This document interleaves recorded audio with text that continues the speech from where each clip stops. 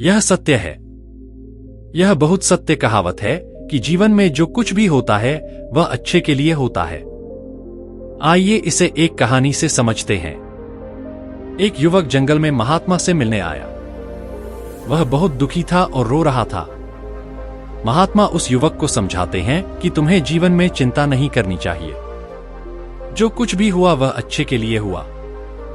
युवक गुस्से में कहता है, तुम किस बारे में बात कर रहे हो? मेरा सब कुछ लूट गया। लुटेरों ने मेरी एक एक चीज लूट ली, लेकिन अब मेरे पास घर जाने के लिए कुछ भी नहीं बचा है। यह मेरे लिए अच्छा कैसे है? यह मेरे लिए बहुत बुरा है और यह बुरा है। आप इसे अच्छा कैसे कह सकते हैं? वह अच्छा मेरे साथ हुआ है। दरअसल वह युवक जंगल में घूमने गया था। वह जंगल में घूम रहा था, लेकिन लुटेरों ने उसकी चीजें छीन ली और वह हैंडल छोड़ गया। महात्मा बुद्ध कहते हैं, मैं तुम्हें यह एक कहानी की मदद से समझाता हूं। आओ इस कहानी को ध्यान से सुनो, क्योंकि यह कहानी तुम्हारा जीवन बदलने वाली है। नमस्कार दोस्तों, आपका हमारे YouTube चैनल पर हार्दिक स्वागत है। महात्मा ने उस युवक से कहा, एक बार की बात है। एक बार एक गांव में भयंकर तूफान आया। यह इतना तेज था कि सब कुछ बह गया। उसी गांव में एक किसान का बहुत गरीब परिवार रहता था, जिसके पास खाने को कुछ नहीं था। उसके पास कुछ अनाज था, लेकिन वह सब बाढ़ में नष्ट हो गया और जो कुछ बचा था वह भी नष्ट हो गया। उस किसान का एक बेटा था। लड़के ने कहा, कोई बात नहीं पिताजी, अगर बह गया तो रहने दो, जो हुआ अच्छा हुआ। किसान बहुत क्रोधित हुआ, बोला, तुम कैसी पागलपन की बातें कर रहे हो? मेरा तो सब कुछ छिन गया। मेरे पास यहाँ खाने को अनाज नहीं है और हमारे घर में जो कुछ भी था वह बाढ़ में बह गया। इसमें क्या अच्छा है? यह सब बहुत बुरा है। किसान बहुत क्रोधित हुआ और उसने लड़के को घर से निकाल दिया और कहा, तुम यहां से चले जाओ, तुम यहां रहने के लायक नहीं हो। लड़का रोता हुआ वहां से चला गया, लेकिन शाम हो गई और लड़का अभी तक घर नहीं आया। किसान को एहसास हुआ कि उसने गलत बात कही थी, लेकिन वह क्या कर सकता था? अचानक एक नाव आई और लोग उसमें से उतरे। लोग उस गांव के लोगों को बचाने लगे। किसान की पत्नी बोली, तुमने उसे बिना वजह डांटा, वह सही कह रहा था, देखो लोग हमें बचाने आए थे। वह बोली, तुम मूर्ख हो, तुम यह नहीं समझ पा रहे हो कि इसमें कुछ भी अच्छा नहीं हुआ। उनका काम बचाना है और सिर्फ बचाने से कुछ नहीं होता। अब उन्होंने हमें बचा लिया, लेकिन हमारे पास खाने को कुछ नहीं है और रहने को घर भी नहीं है। हम कहां रहेंगे और क्या खाएंगे? क्या इसका कोई समाधान है? किसान की पत्नी बोली, अगर हमारे पास पैसे नहीं हैं तो क्या हुआ? तुम इतनी चिंता क्यों कर रहे हो? किसान ने कहा, दरअसल पैसों की बात नहीं है। उस घर में एक पोटली थी। उस पोटली में एक बहुत खास चीज रखी थी, वह बाद में बह गई। अब मेरे पास कुछ भी नहीं बचा है। किसान की पत्नी बोली, उस पोटली में ऐसी क्या खास बात थी? किसान ने कहा, मैं तुम्हें जरूर बताता, लेकिन अब जब वह नहीं है तो उसे बताने का क्या मतलब है? धीरे धीरे समय बीतता गया। किसान लोगों से भीख मांगकर गुजारा करने लगा, लेकिन ऐसा कब तक चलता? इस साल उसके खेतों में अच्छी फसल नहीं हुई। वह बहुत परेशान और चिंतित था। उसे समझ में नहीं आ रहा था कि क्या करे। एक शाम वह अपनी पत्नी से बैठकर बात कर रहा था, तभी उसकी पत्नी बोली, चिंता करने की क्या बात है? तुम शहर जाकर कोई और काम क्यों नहीं ढूंढ लेते? कुछ समय बाद आजीविका के लिए कुछ पैसे इकट्ठे हो जाएंगे, उससे हम अपना काम चला लेंगे। तुम चिंता मत करो, मैं भी बगल के घरों में जाकर काम कर लूंगा। कुछ पैसे आ जाएंगे, उससे हमारा गुजारा हो जाएगा। किसान ने कहा, ठीक है। अगले दिन किसान काम की तलाश में शहर चला गया। वह शहर की हर गली में काम की तलाश करने लगा, इस उम्मीद में कि कोई उसे काम दे देगा, लेकिन किसी ने उसे काम नहीं दिया।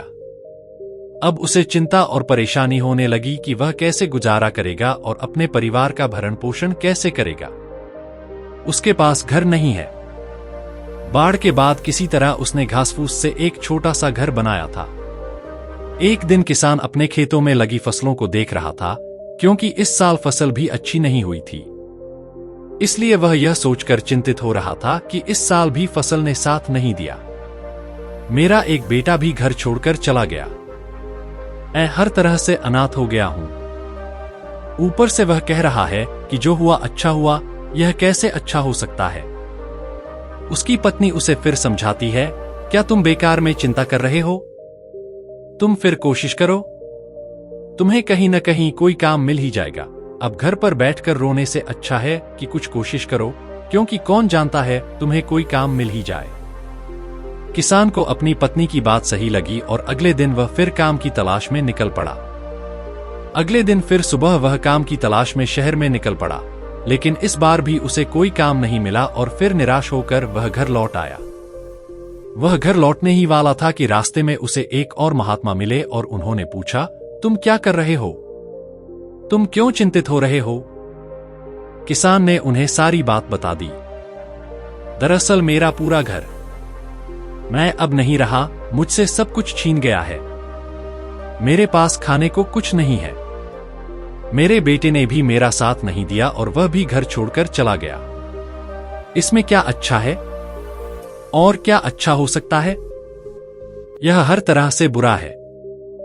महात्मा ने कहा, धैर्य रखो, समय आने पर तुम्हें हर प्रश्न का उत्तर मिल जाएगा। चिंता मत करो। महात्मा वहां से चले गए। किसान को फिर से अफसोस हुआ कि उसके पास महात्मा को देने के लिए कुछ भी नहीं था।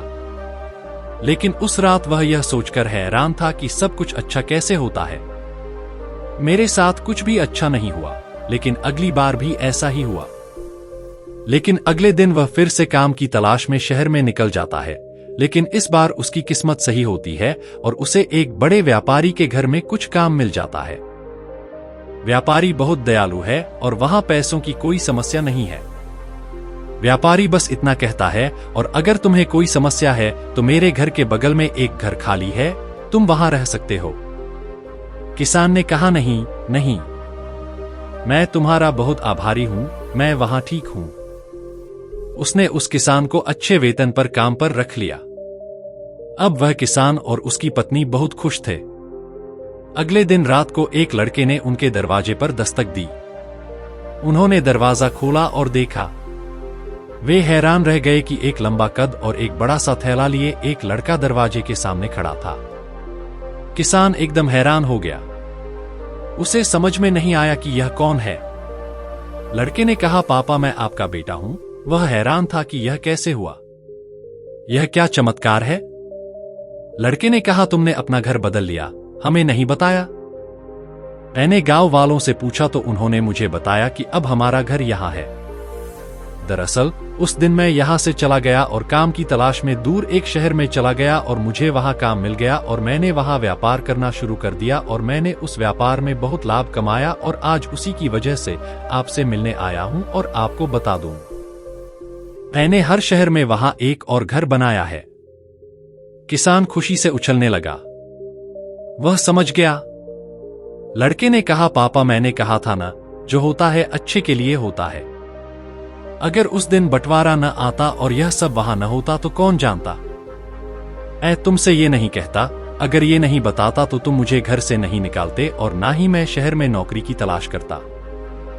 किसान बोला, हाँ ये तो मैं समझ गया, ये बिल्कुल सच है। देखो उसी बंटवारे की वजह से मुझे भी बड़े घर में नौकरी मिल गई है। यानी अब डबल मुनाफा, डबल पैसे और हर तरह से फायदा। हम अमीर हो गए बेटा। किसान और लड़का जोर जोर से कूदने लगे। कहानी के बाद महात्मा ने युवक को समझाया, जिंदगी में एक बात याद रखना, इंसान की सोच बहुत भरी नहीं है कि वो कुदरत के फैसले को समझ नहीं पाता और ना ही उसे कभी पता चलता है कि उसके साथ जो हुआ अच्छे के लिए हुआ है। उसे बस आज ही दिखता है कि उसके साथ बहुत बुरा हुआ। लेकिन अगर सच देखा जाए, नीयत अच्छी हो और मन साफ हो तो किसी के साथ कुछ बुरा नहीं होता।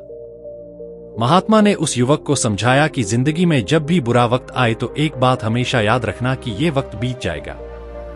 आपको ये बात याद रखनी चाहिए कि चाहे कितना भी बुरा वक्त क्यों न हो, चाहे आपके जीवन में कितने भी दुख या परेशानियों के पहाड़ क्यों न हो, कुछ समय बाद सब ठीक हो जाता है और सब कुछ आसान हो जाता है, बस वक्त खराब होता है। इसीलिए बुरे वक्त से लड़ने की आदत बना लें और बुरे वक्त में कोई ऐसा कदम न उठाएं जिसकी वजह से आपको बाद में पछताना पड़े। अगर कुछ बुरा होता है तो अच्छे के लिए भी होता है, लेकिन भले ही देर हो जाए। उस बात और उस सवाल का जवाब इंसान को मिल ही जाता है। जब इंसान का बुरा वक्त होता है तो उसकी बुद्धि काम करना बंद कर देती है। इंसान का वक्त खराब होता है, लेकिन वक्त अच्छा भी हो जाता है। तब उस युवक ने कहा, लेकिन ये सब तो ठीक है, लेकिन इसमें मेरा सब कुछ चोरी हो गया। अच्छा क्या है? अब मेरे पास कुछ भी नहीं है, मैं घर कैसे जाऊंगा? महात्मा ने कहा, दरअसल मुझे एक जंगल में कुछ मिला था, ये ले लो।